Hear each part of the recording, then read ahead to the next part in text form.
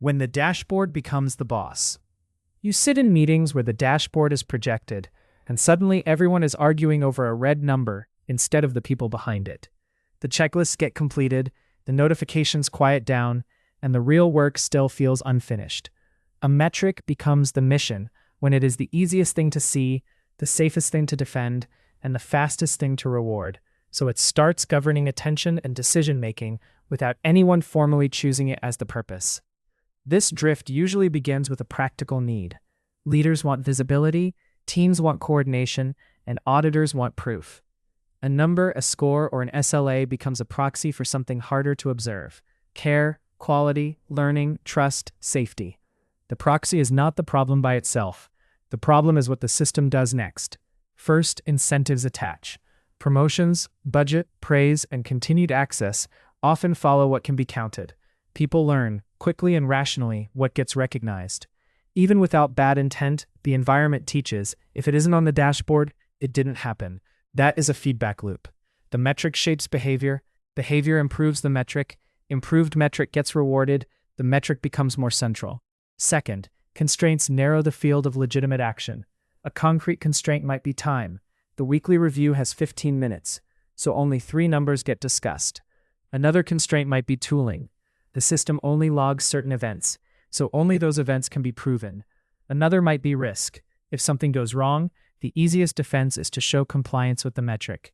Under these constraints, a person choosing to do unmeasured work, mentoring, careful investigation, relationship repair, takes on personal risk because it is harder to justify. Third, a trade-off becomes hidden. Metrics are often chosen to reduce ambiguity, but ambiguity is where judgment lives. When you optimize for speed, you trade away reflection. When you optimize for volume, you trade away discernment.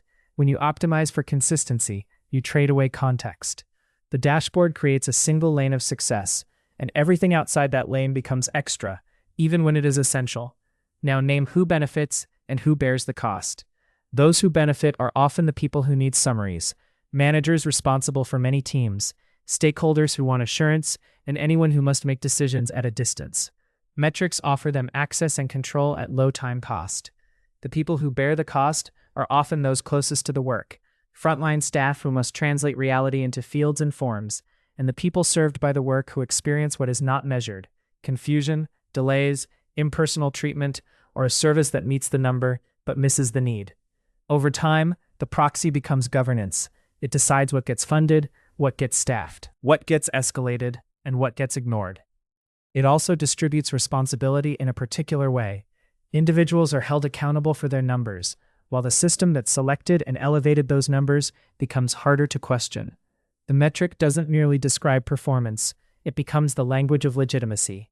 And once legitimacy is encoded in a score, it is difficult to speak in human terms without sounding unstructured. This is how nobody decides, and yet the decision happens. The environment keeps paying for the metric, so the metric keeps winning. When measurement becomes mission, dignity is subtly redesigned.